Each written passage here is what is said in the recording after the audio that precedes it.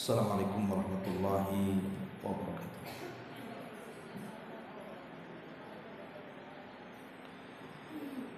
Alhamdulillah wassalatu wassalamu ala Rasulillah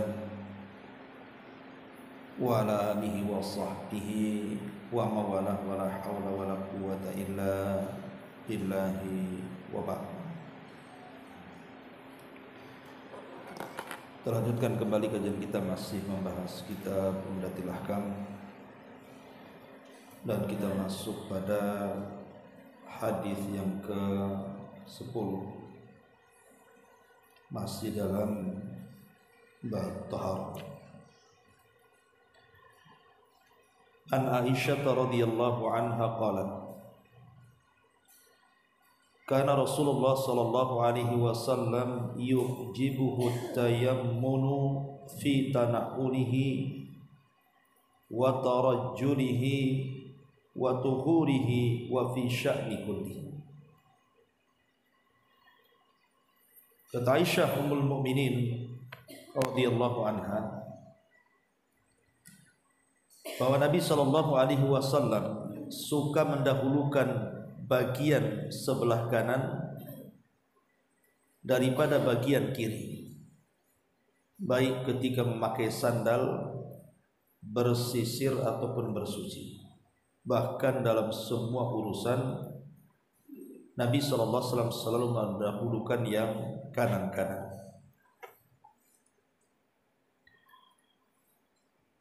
Tapi ma'asyiral muslimat yang dimuliakan Allah Subhanahu wa ta'ala, hadis ini ada beberapa faedah yang bisa kita petik. Apa saja? Pertama, yang bisa kita ambil faedah dari hadis ini, taqdimul yamin lil asya'i thayyibati wa huwal afdalu syar'an wa aqlan wa tibban. Disyariatkan mendahulukan yang kanan untuk sesuatu yang baik-baik, dan itu hukumnya afdal berdasarkan syar'i, akal ataupun kesehatan. Kemudian yang kedua, sebaliknya daripada yang pertama, bahwa yang kiri-kiri itu lil asya'il mustaqdar, dipakai untuk perkara-perkara yang dianggap kotor, baik secara syar'i ataupun secara akal. Dari sini kita tahu tentang keutamaan menggunakan yang kanan, baik tangan ataupun kaki. Karena begini, kenapa kemudian syariat ini mensyariatkan kita untuk mendahulukan yang kanan dibandingkan yang kiri? Pertama, karena memang Nabi Shallallahu Alaihi Wasallam mencontohkan seperti itu, dan tentunya Nabi Shallallahu Alaihi Wasallam ketika mencontohkan seperti itu tidak datang dari dirinya, tapi wahyu yang memerintahkannya. Yang kedua, menggunakan yang kanan itu dalam rangka menyelisih setan. Karena dalam beberapa perkara setan itu selalu menggunakan yang kiri-kiri. Contoh ketika makan dan minum, setan itu selalu menggunakan tangan kiri untuk makan ataupun untuk minum. Jadi dengan kita mendahulukan yang kanan itu, hakikatnya kita sedang menyelisihi syaitan. Kemudian yang ketiga, dari sini kita tahu bahwa tangan kanan itu lebih mulia, lebih terhormat dibandingkan tangan kiri.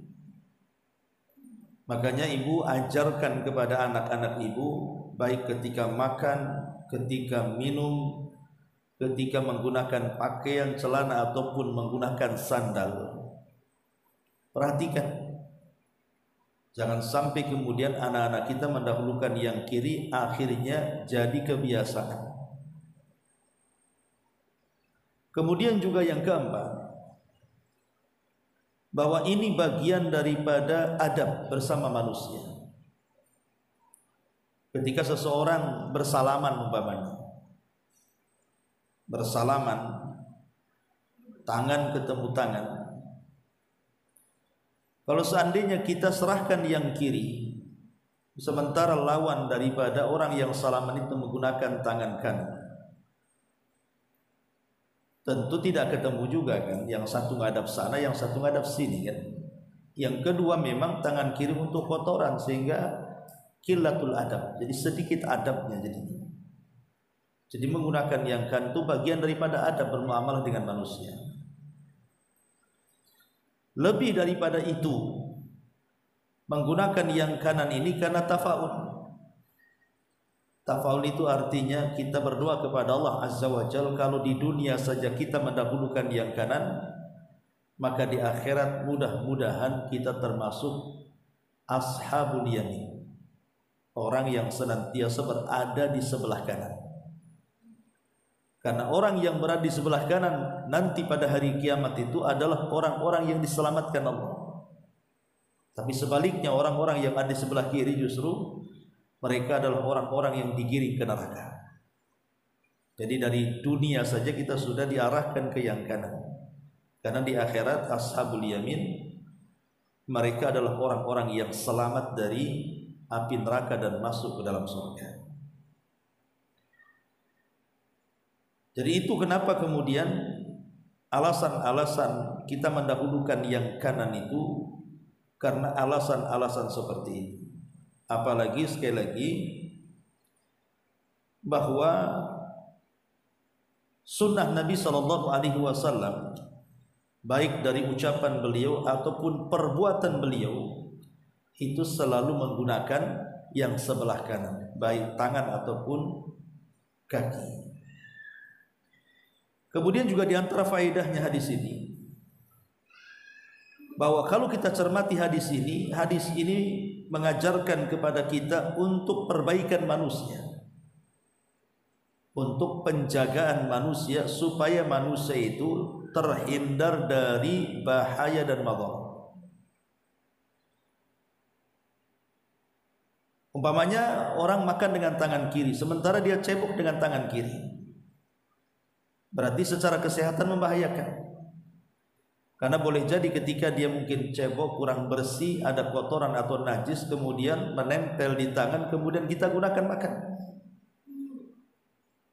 Ataupun umpamanya memasukkan sesuatu, pakai celana ataupun pakai sandal dan begitu seterusnya. Terkadang kalau menggunakan kaki kiri itu karena tidak terbiasa, bisa saja kemudian dia jatuh, kepleset atau apa gitu kan. Intinya bahwa syariat ini mengajarkan keselamatan dan kebersihan. Makanya kalau kita lihat banyak sekali hadis-hadis Nabi SAW, bukan hanya perkara makan dan minum, tapi hampir seluruhnya dalam kehidupan Nabi SAW, kecuali yang dikecualikannya, menggunakan yang kiri. Umumnya Nabi SAW menggunakan yang kanan-kanan. Bahkan kalau seandainya ada perkara yang tidak ada dalilnya, apakah harus kiri atau kanan, tetap kita kembali kepada hukum asal menggunakan yang kanan. Begitu kata para ulama, karena kondisi tentang masalah mendahulukan kanan dan kiri ini terbagi menjadi 3 kondisi ya. Pertama, sesuatu yang sifatnya mulia, sesuatu yang sifatnya baik, indah, maka mendahulukan yang kanan lebih baik dibandingkan yang kiri. Contoh seperti makan, minum, pakaian, wudu, mandi, pakai sandal, bersisir dan begitu seterusnya.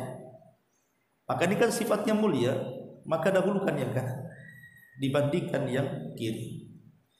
Tapi sebaliknya sesuatu yang buruk, seseorang itu buang hajat kecil, buang hajat besar, atau membuang sesuatu dengan tangan kita yang sifatnya kotor gitu ya, maka tentu menggunakan yang kiri jauh lebih baik lagi. Ya, masuk kamar mandi, keluar masjid, melepas sandal, dan begitu seterusnya.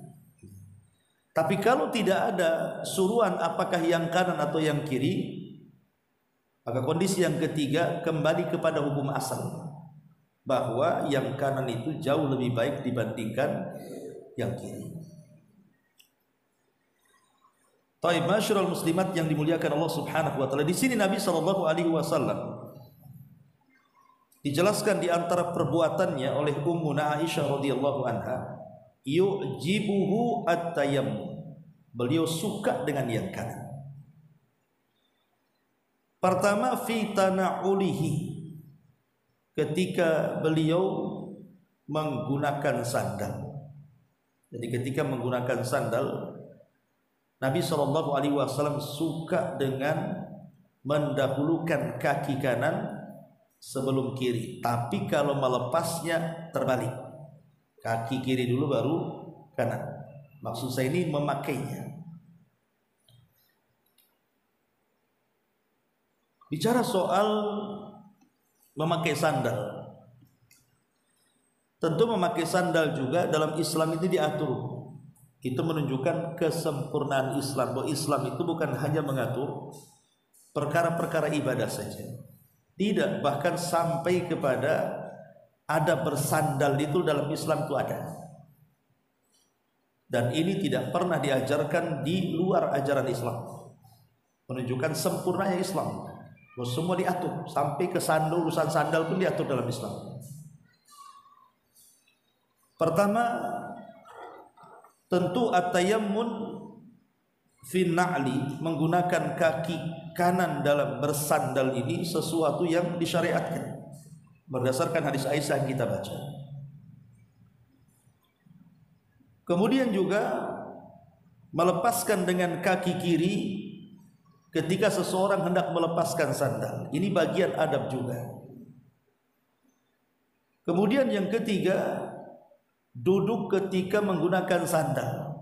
Karena sandal di zaman itu, di zaman Nabi itu kan modelnya sepatu diikat gitu kan, sehingga harus duduk. Kalau berdiri agak sulit, bisa membahayakan gitu. Tapi sekarang kan alhamdulillah sandal mudah gitu ya, walaupun sambil berdiri pun kita bisa menggunakan sandal. Kalau dulu kan pakai khuf, ya pakai khuf namanya, agak sulit kecuali dengan duduk. Kemudian juga yang keempat, dilarang, tidak boleh seseorang itu menggunakan satu sandal ketika berjalan. Tak boleh. Kata Nabi SAW, la yamshi ahadukum fi na'lin wahidatin, tidak boleh seseorang itu berjalan dengan satu sandal, imma lepas dua-duanya atau pakai dua-duanya, kata Rasul. Umpamanya nih ibu ke pasar, Allah takdirkan lepas pula talinya yang salah satunya, maka ibu jangan menjinjing satu sandal, yang satunya pula dipakai. Atau ketemu kresek di jalan, diganti sandalnya dengan kresek yang satu kakinya. Tidak boleh lepas dua-duanya, karena ini larangan. Ya, tidak boleh menggunakan satu sandal itu. Dan kalau ibu pakai satu sandal kemana-mana pun dibilang orang gila. Coba aja pakai satu sandal kemana-mana, orang bilang kenapa orang itu Jadi Islam itu juga menjaga penampilan kita. Kalau mau pakai sandal, pakai dua-duanya. Kalau mau melepas, lepaskan dua-duanya. Dan kalau ibu berada di kuburan, sedang berziarah, memanyakan ziarah kubur diajak suami, maka disunnahkan untuk melepas sandal. Karena Nabi SAW pernah marah kepada seorang laki-laki yang sedang menggunakan sandal melewati areal kuburan. Kata Rasul, ya sahiba sibtaini waihaka alki sibtiyatiki. sibtiyatika, wahai pemilik dua sandal, celaka, lepaskan kedua sandal. Dari sini hukumnya sunnah seseorang itu masuk ke areal kuburan tanpa menggunakan sandal. Tetapi kalau kuburannya bisa dilewati, kalau kuburannya banyak duri, banyak beling, banyak paku, ya lebih baik pakai sandal kan, karena ada madarat di situ. Tapi sekali-kali pun ibu dianjurkan kalau bisa sekali-kali berjalan tanpa sandal. Jadi tidak harus mesti pakai sandal kan. Sekali-kalilah seseorang itu berjalan tanpa sandal. Intinya bahwa inilah diantara adab-adab dalam Islam tentang sandal. Nah, dalam hadis yang kita bahas ini, diantara sekian adab menggunakan sandal adalah at-tayammun fi tanaulihi. Berusaha untuk menggunakan yang kanan pada ketika menggunakan sandal. Kemudian ma'asyiral muslimat yang dimuliakan Allah Subhanahu wa taala. Kemudian yang kedua, wa tarajjulihi.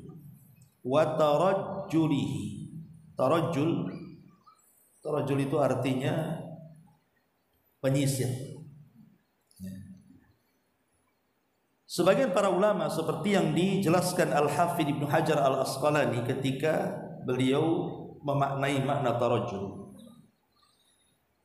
Makna tarajjul adalah menyisir rambut kepala, termasuk juga dengan janggut, dengan cara meminyaki keduanya.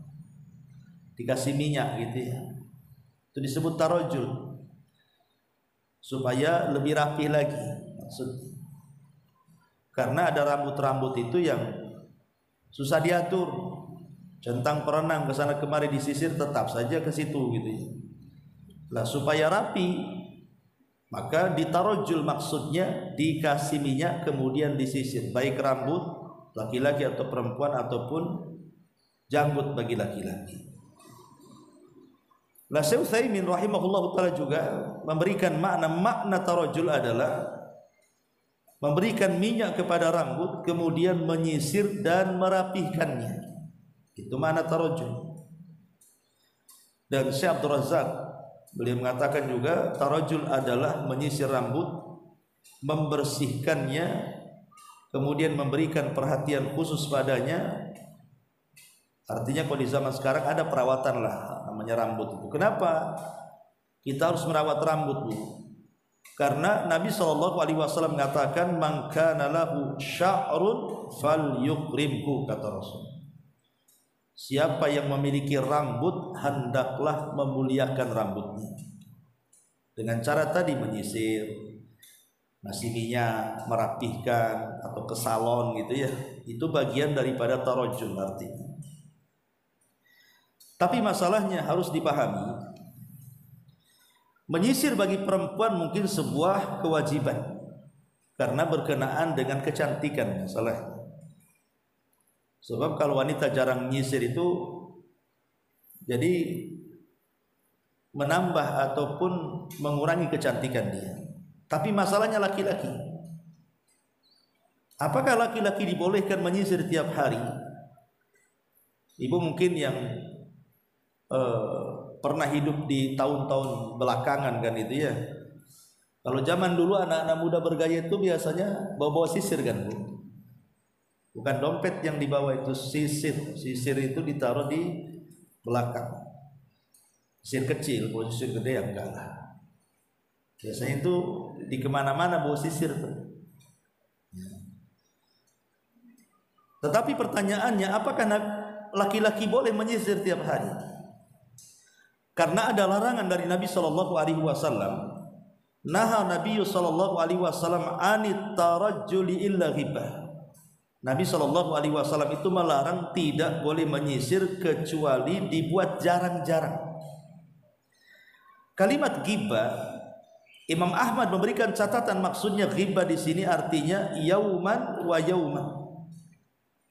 Jadi sehari menyisir, sehari tidak, atau sehari memberikan minyak, sehari tidak. Makanya dalam hadis yang lain juga sama gitu ya. Karena Nabi SAW yanhana anil irfahi qulna wa mal irfah qala at-tarajjul kulla yaumin. Nabi SAW melarang kita untuk irfah. Kami bertanya, apa itu irfah? Maka Nabi SAW menjawab, menyisir sepanjang hari, pagi siang sore malam, pagi siang sore malam, nyisir terus, ya. Maka itu dilarang dalam Islam. Makanya kata Al-Imam Asy-Syaukani rahimahullahu tadi mengatakan, wal haditsu yadullu ala karahiyatil ishtighali bitarjih fi kulli yawm li'annahu naw'un minal irtifah wal irtifah al istikthar minaz zinati wa alla yazal yuhayyi'u nafsah. Kata Syaukani rahimahullahu taala, hadis ini menunjukkan makruhnya menyibukkan diri dengan menyisir bagi laki-laki, ya. Maksudnya sepanjang hari, ya. Karena ini termasuk irfah. Termasuk irfah itu bergaya-gaya, bermegah-megah gitu, ya. Kemudian kata beliau, dan irfah sendiri maksudnya adalah terlalu banyak berhias. Dan itu kan perbuatan perempuan, banyak berhias itu. Bukan laki-laki yang harus depan cermin terus kan gitu, ya. Itu pekerjaan perempuan, berhias itu, bukan pekerjaan laki-laki. Makanya kemudian kenapa menyisir bagi laki-laki terus menerus itu dilarang. Jadi kalau ibu melihat suaminya acak-acakan rambutnya, ya memang begitulah sifat laki-laki. Ya seribu aneh kalau punya suami kok tiap hari pagi siang sore nyisir terus. Ada apa ini? Nyisir terus itu karena itu tugasnya perempuan. Tukang sisir itu biar nampak cantik rapi gitu. Kalau laki-laki, ya, makanya kenapa secara umum Nabi SAW sampai mengatakan la'anan Nabi SAW al-mutasyabbihina minar rijali bin nisa. Rasul melaknat laki-laki yang menyerupai wanita ataupun sebaliknya. Di sini maka harus diperhatikan bagi laki-laki, boleh kita sebagai laki-laki menyisir, tetapi jangan seperti perempuan menyisir yang intens hampir setiap hari, karena walaysa dzakaru kal untha. Laki-laki itu tidak sama dengan perempuan. Masyarul muslimat yang dimuliakan Allah Subhanahu wa taala. Tetapi yang ingin saya sampaikan di antara adab menyisir itu, pertama memuliakan dari rambut sebelah kanan. Ibu kalau mau nyisir, maka dahulukan sebelah kanan dulu. Sebelah kanan dulu disisir sebelah sini. Kalau sudah rapih baru ke sebelah kiri. Begitu adabnya. Kalau memulakan dari sebelah kiri, hukumnya makruh. Tidak haram tapi makruh. Bagaimana Ustaz kalau kiri kanan? Ya nanti sunnah makruh nanti gitu jadinya. Maka sebaiknya yang kanan-kanan saja. Kemudian yang kedua, termasuk juga di antara adab menyisir itu adalah memberikan minyak rambut. Merapihkannya, kalau tidak ada minyak ya pakai air lah.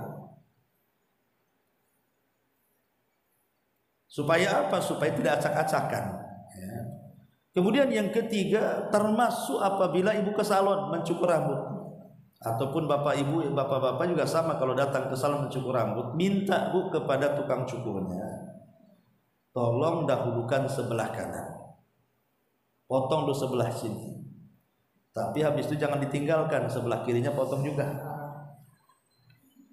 Jadi di sini menunjukkan bahwa tidak boleh mencukur sebagian dan meninggalkan sebagian. Dalam bahasa hadis disebut kozak, tidak boleh kozak. Maka ibu kalau punya anak kecil kemudian dibawa ke tukang cukur, jangan disisakan di depan jambul. Kalau zaman dulu biasanya sengaja anak itu dibotakin sebelah sini, jambulnya pula dibiarkan di depan. Tidak boleh, itu kozak. Kozak itu dicukur semuanya. Kalau mau dibiarkan semua, kalau mau dicukur semua. Karena lihat anak-anak zaman sekarang ini sudah bagus-bagus nih rambut nih, ya, dicukur kayak tentara gitu, disisakan hanya berapa senti saja. Nanti dicoak pula di sini. Mau ngapain dicoak-coak di situ? Biar keren-keren dari mana? Islam tidak mengajarkan seperti itu. Jadi kozak dilarang. Tidak boleh mencukur sebagian dan meninggalkan yang lainnya. Termasuk juga tidak boleh berlebih-lebihan. Tidak boleh sampai berlebihan mengurus rambut dan menyisirnya. Sampai ada orang yang pengen bagus rambut itu sampai menghabiskan biaya banyak, berlebihan. Ya, sampai kemudian diwarnai dengan berbagai macam warna dan pokoknya dia perhatikan rambutnya saja. Nggak boleh, secukupnya saja kalau mau merawat rambut. Nggak boleh berlebihan. Karena biaya untuk perawatan yang harusnya untuk yang lainnya habis di situ. Nanti takutnya masuk kepada israf, membelanjakan kepada sesuatu yang dihalalkan tapi berlebihan. Dan Allah melarang tidak boleh israf. Innallaha la yuhibbul musrifin. Allah tidak suka dengan orang-orang yang israf. Orang-orang yang membelanjakan tetapi berlebihan dalam belanjanya. Kalau mubazir itu orang yang membelanjakan sesuatu yang diharamkan Allah Subhanahu wa taala. Ini yang kedua, fi tanaqulihi wa tarajjulihi. Kemudian yang ketiga, wa tuhurihi. Dan juga dalam bersuci. Nabi sallallahu alaihi wasallam selalu mendahulukan yang kanan. Dalam bersuci, Nabi SAW selalu mendahulukan yang kanan. Karena Nabi SAW mengatakan saat salah satu putri beliau meninggal dunia, kemudian dimandikan, maka Nabi SAW memerintahkan kepada orang yang memandikan putrinya ini, apa kata Rasul? Dahulukan yang kanan dulu. Kata Nabi SAW, dahulukan yang kanan dulu ketika memandikan Zainab putra beliau, sebagaimana dinyatakan Ummu Atiyah radhiyallahu anha, anna Nabiy sallallahu alaihi wasallam qala lahunna fi ghasli ibnatihi Zainab ibda'na biyaminiha wa mawadi'al wudu'i minha, muttafaqun alaih. Kata Ummu Atiyah, Nabi SAW berkata kepada mereka, para pemandi jenazah putrinya Zainab itu, dahulukan yang kanan-kanan dan tempat-tempat anggota wudu. Menunjukkan bahwa dalam toharoh harus mendahulukan yang kanan. Termasuk ibu sedang wudu. Sedang wudu ya tangan kanan dulu 3 kali baru tangan kiri. Kaki kanan dulu 3 kali baru kaki kiri, gitu ya. Termasuk ketika mandi jinabah juga sama.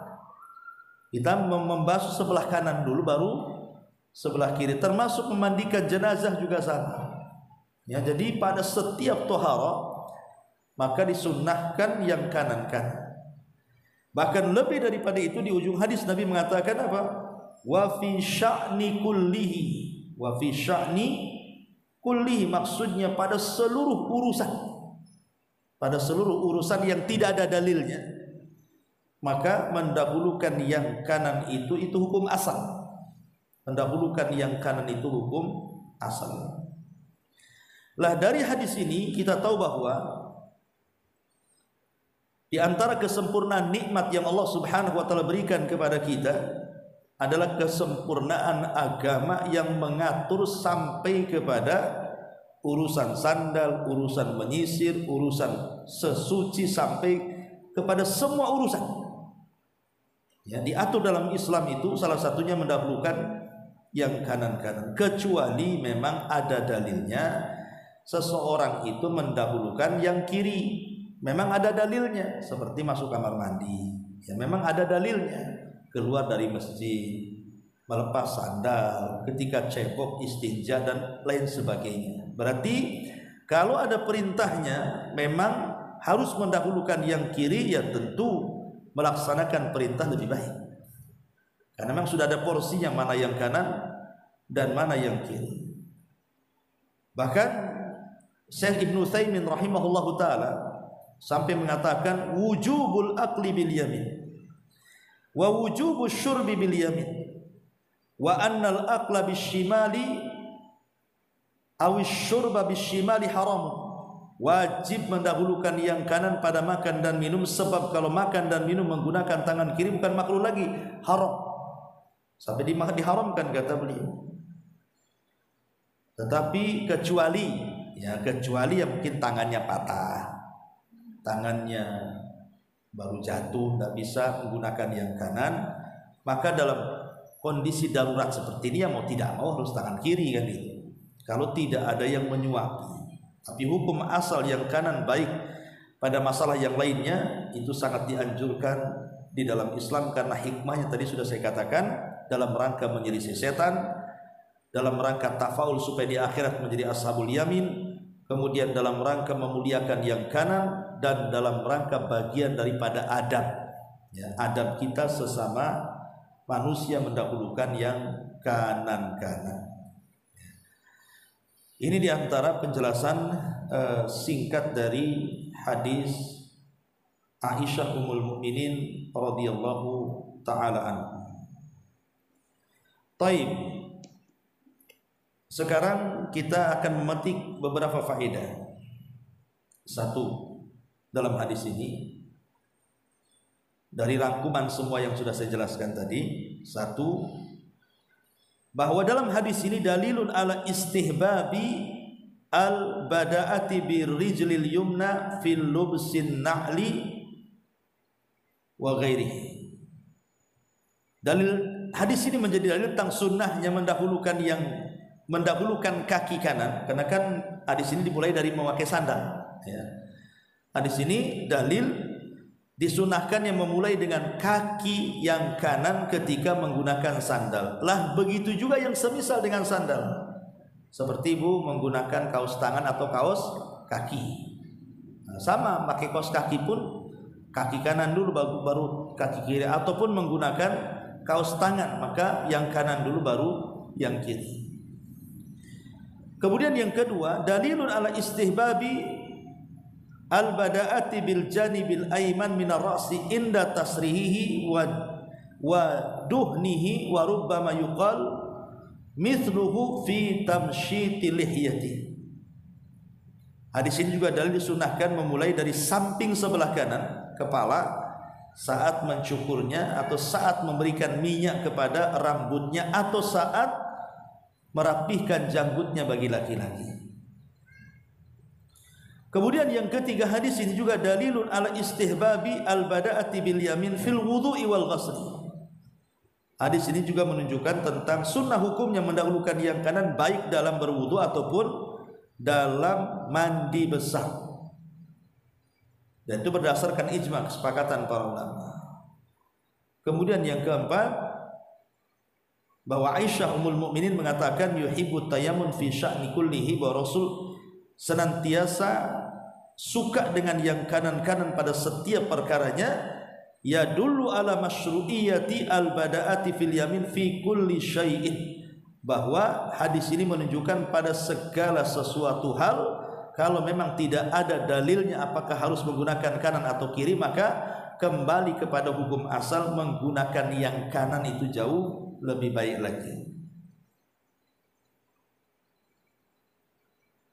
Ini diantara faedah-faedah rangkuman dari apa yang sudah saya jelaskan. Toib, sampai di sini satu hadis saja. Silakan kalau ada yang mau bertanya.